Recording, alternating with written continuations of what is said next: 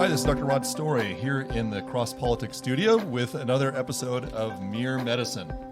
And I'm really thankful to have a co-host here today who I know and love dearly. Actually, I've been together 27 years. This is my wife, Jenny Story. Hello. I'm glad to have her here with me. It's always nice to hear a lady's voice. It seems to smooth out the waves of our brashness here sometimes in the studio. But I'm also thankful. She is a mother of 9. She is my office manager for our practice here, Story Family Medicine. And honestly, she's my best thought process. If I have something that I'm stewing on, it's a great conversation for the two of us to have together because she has such a great way of thinking on the other side, as most wives do. So here we go. We're going to launch in today to talking about something that we're hearing about frequently. We had a mom reach out to us and say, hey, heard your talk on bilirubin. What about vitamin K? Have you thought about that question in a while? It's been a little while. It has been a little while. Although I was just talking to our our daughter who had a granddaughter, and had to make those decisions really in the process of a big thing going on in the hospital. She had a complicated pregnancy and then had a C-section, and then, oh, by the way, here comes an injection for your baby. And boy, that brought back the thoughts on getting injections. What did you think when those were happening for our kids back in the day? We did have a couple of our babies at home and the rest at the hospital, and it just wasn't in the circles that I was surrounded with thinking about should we, shouldn't we. So the babies that were born at home did not get it, and the ones that were born at the hospital did get it. Mm-hmm. And I wasn't very thoughtful about my decision. I just went with it. Well, and we had our child that was born at home ended up having some bleeding issues with a circumcision, and it really kind of brought to mind, boy, this just wasn't part of his birth experience, and maybe that would have been beneficial. You know, I was just asking my daughter Emma, who's in the throes of having children, what are moms talking about? And she said this, that it kind of caught my ear, that basically the thought process is that birth is a beautiful thing, and it really is, and that babies come out perfect. Yeah, really this idea that the doctor then comes along and introduces a bunch of artificial things really quickly. And man, I remember that quickly. It was the baby being taken off to the warmer, clips put on, the belly button, a lot of checks early, and then, I guess the doctor is going to give you the baby back. Do you remember some of the other things that they did right away for our kids? I don't. Do you remember the goop that they put in the eye? Yeah, I remember the drops that they put in the eye. Yeah. I remember the tests taking like blood from the heel that they had to do. And nowadays they're doing a hepatitis shot almost within hours of being born, or at least before the baby goes home. And the vitamin K that we're going to be talking about, that's actually advised to be given within 6 hours of birth. So it's really given quite quickly. I don't remember that. Yeah, and you might not. You know, a lot of that care happens in the nursery without mom ever knowing, without dad ever having a say. I do think that oftentimes parents are like, wait, this is my kid. What are you doing? Right. And want to have a thought process or a conversation at a time of what really seems like it should be just snuggling with your newborn baby and breastfeeding for the first time. My daughter mentioned some other things that she hears or that she thinks a lot of moms kind of consider is not only the sense that you're taking the baby away and doing something artificial, but that you are doing it as a doctor just because you're trying to avoid being sued. For like malpractice reasons. Yeah, exactly. Yeah. That it's just insurance that's mandating all these things and pushing it without anybody taking a second step.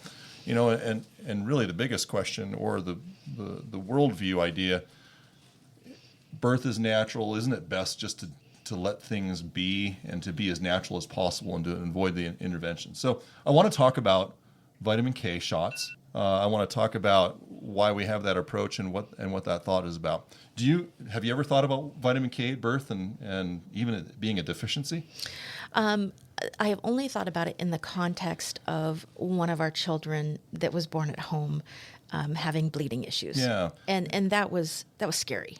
It was scary. I remember that very well. Because he had the circumcision, and then right. it just wouldn't stop. Right. And we never really considered that the home birth might have skipped that right. process because we didn't have a nursery protocol, didn't stop to think about that. Right. But it definitely was. I mean, you have this newborn baby, and suddenly you're dealing with something that's just oozing and won't quite quit. Yeah. And I do think that for him, probably vitamin K may have played a role. Yeah.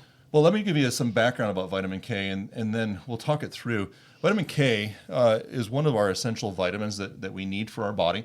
It's what we would call a soluble vitamin or fat-soluble vitamin, meaning the only way you get this, it's like vitamin D or vitamin A. You know, a lot of times you see those on the side of a milk jug because they're bound to fats, and that's the best way that we absorb them into our system. As adults, we get that vitamin K through mostly leafy greens, so spinach and lettuce and things along those lines. And our body uses it for a couple of things. It uses it for something called the coagulation cascade. That's a mouthful, huh? Right. Coagulation cascade basically means that you have your body with these basically bunch of switches that turn on or turn off your ability to clot. And you have to have a balance of that in your body. You want to be able to clot at just the right time, but you also don't want your body randomly clotting at the wrong time. A lot of people know this, and when they talk about getting blood clots, maybe a DVT in their body or an embolism to their lung and having a genetic thing that runs in their family. But this is all balanced out by a pretty elegant, beautiful built-in system that God has given us that balances this all out. And vitamin K is used at several points by your liver to make all of the little enzymes. Enzymes are little protein motors that help your body balance this out.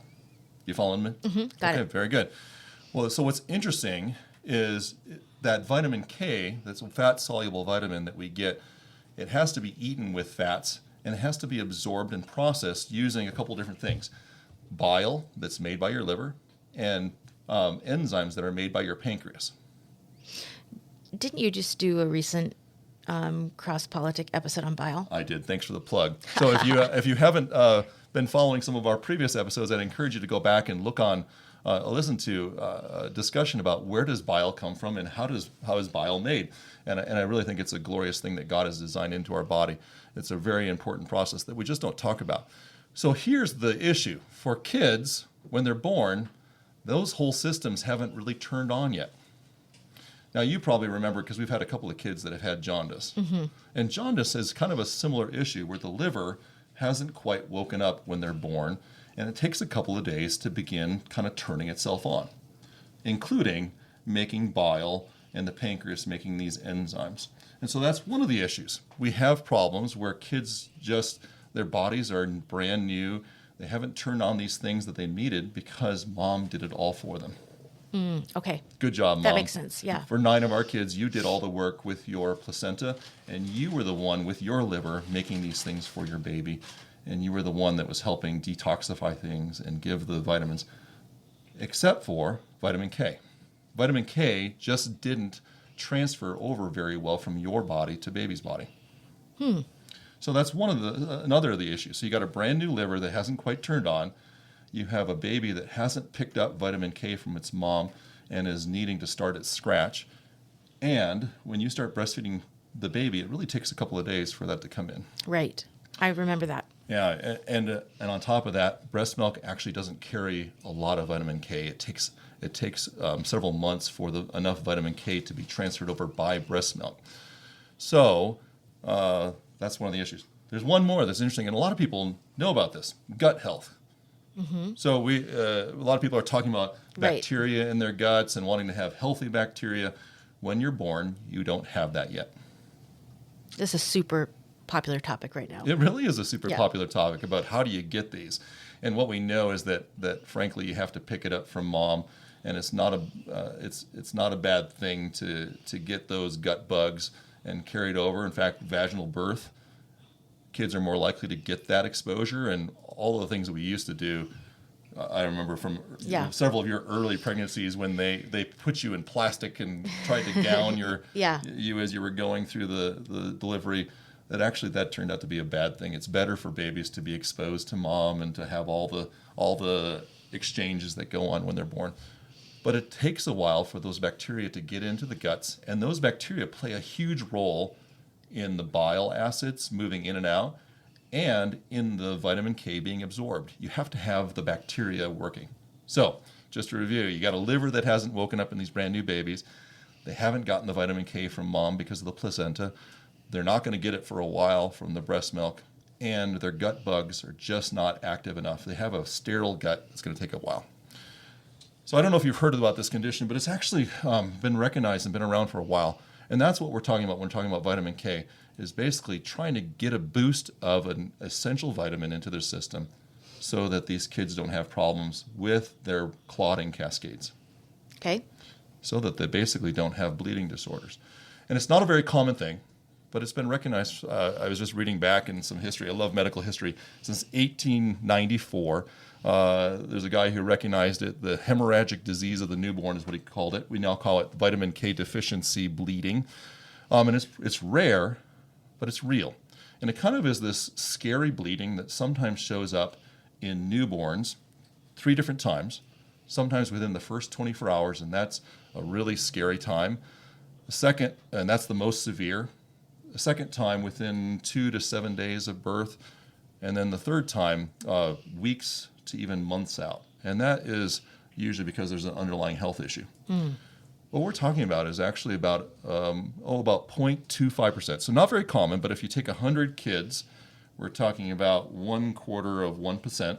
Right. Small kids, number. Yeah, small number, will have the spontaneous bleeding disorder, and it's scary. So let me tell you some of the things that we see with the bleeding.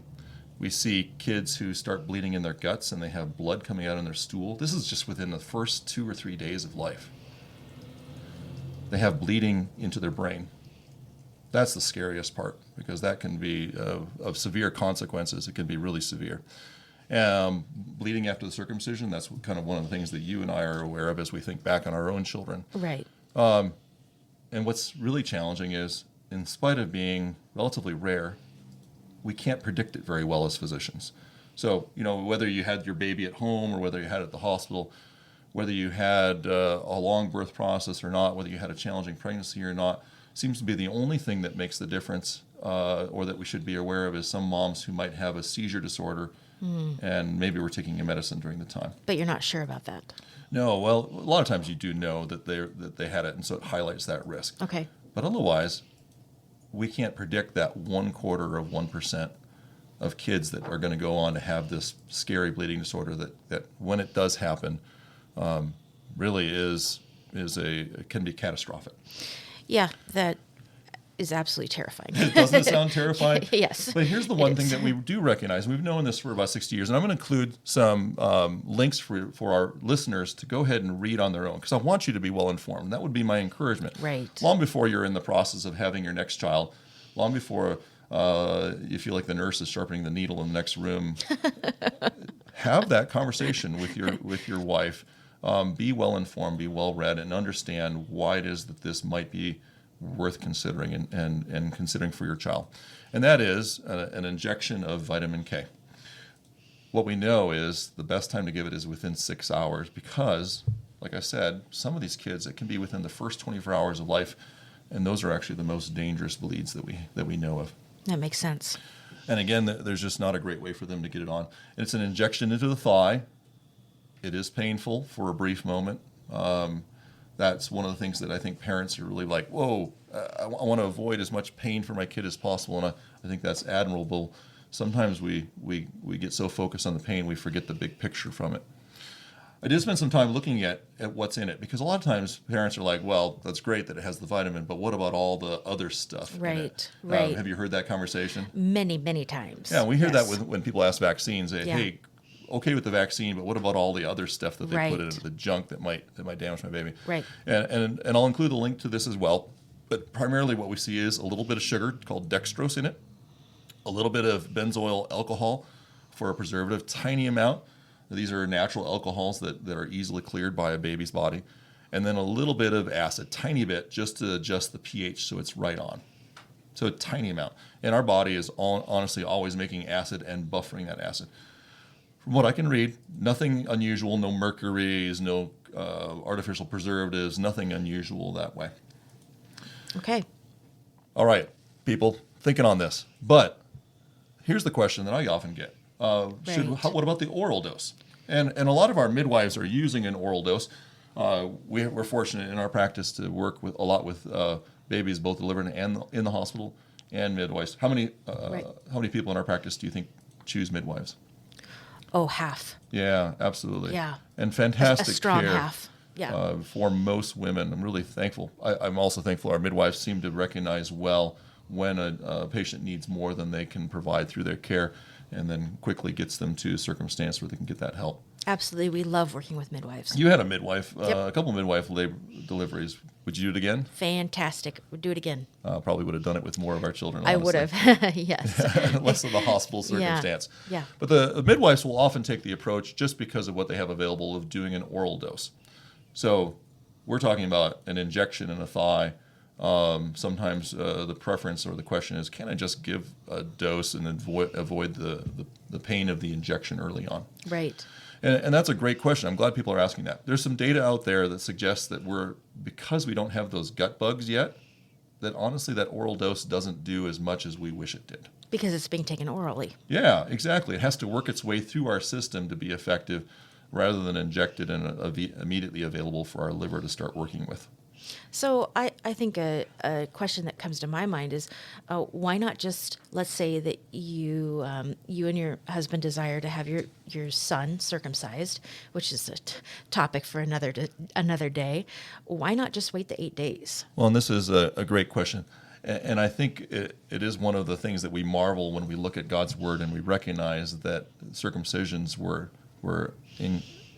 requested and advised on the 8th day. There was a naming ceremony, it was a dedication ceremony in the temple, and it was a circumcision on the 8th day. Right. And what's fascinating is that by day 8, almost all circumstances of hemorrhagic disease of the newborn or vitamin K deficiency are resolved by that point. That's incredible. Isn't that incredible? Yeah, Think about that's that. incredible. That by the 8th day, that risk is really quite low and almost gone. And if you look at the data, it's like, day 6 or 7, not quite there yet. Right. Day 8, almost as certain Yep. that it is. So I think that is a reasonable approach. Again, though, that doesn't go back Right. to that 0.25% kid that may have the bleeding that was due to vitamin K deficiency that won't be addressed by waiting. And those are the scary things. And we know that giving that vitamin K makes that number go almost to 0. Not perfectly. Those are the kids that we often find out really have something else going on with their system. Mm-hmm. There's something wrong with their bile system. They're not able to process it. There's a liver deficiency. And those are bigger issues that sometimes are picked up by the newborn. Ultimately, when I step back and I see moms asking these questions, when I see dads asking questions, I'm thankful, first off. Right. Thankful they're asking. Yeah, and I want to encourage you to find physicians, find nurse midwives, find people that will care for you, that are willing to have those questions. Because at the beginning and the end of the day, moms and dads, this baby is yours, mm-hmm. and this baby is yours to be wise with, and yours to make decisions on behalf of. And that's a marvelous thing. It's a huge responsibility. It's not my responsibility to make that decision or to force you to have that decision. Right. And I'm thankful, as in our practice, that we can really say that families own their own children, that nobody else, not the state, not the medical society, nobody else. So I'm thankful. I'm thankful that our moms and dads are willing and asking those questions. But I would go a little deeper, and you and I had this conversation earlier. One of the challenges with being a mom and dad these days is we live in a culture where there's so much junk around us, and we don't always realize that we're absorbing it. Right. When you think of a worldview that might bring up this idea that, man, nothing I give my baby should be done, what do you think we're ultimately saying? I think it's a worldview that really needs to be questioned and challenged, and that is that my baby is born perfect. And I can tell you from my perspective as a mother, you have this newborn in your arms, and you have all these hormones raging through you that God gave you to get through the birth process, and it truly is it's magic. It's magic. It's this bonding experience that I will never have. It's magic. And you had 9 times. And marvelous. you think, this baby is perfect in my arms. And yet, that's what we're talking about. That's a worldview that needs to be challenged and questioned. And we often see that carried through to so many other decisions that parents are thinking through as they go to the doctor, whether it's vaccination, whether it's circumcision, whether it's even going to the doctor at all. There's this question of, well, if I just feed my baby well, if I give them perfect care, I'm so glad because they start off at this perfectly innocent state, and maybe I can maintain them there. Right. Boy, if that isn't a worldview that actually is not Christian. And I would challenge us, what is a Christian worldview that comes, where are we getting these ideas? I'll plant a little seed here. I often have a conversation with mom and dads when we talk about, is your baby born perfect? Where I share with them that even from the time that they were inside their mom, that they were already having cancers. Right. I've heard you talk about that before. That's very and sobering. I plant this seed because it's like, what? Cancer? And I'm not kidding. Our bodies are full of grace, and that grace, in part, is our immune system dealing with problems that came from having our great-grandfather Adam. Adam sinned. And we know that through Adam, we read this in Romans 5, that he sinned and death entered the world. And now all of us have death that basically lives in us. No escaping that. Right. It's essentially in our, not just in our spiritual aspects of our life, but we carry it in our body. If you want to read more on that, man, just read 2 Corinthians 4, where it says that our outer self is wasting away. That doesn't start at the time of birth. It actually starts even before birth.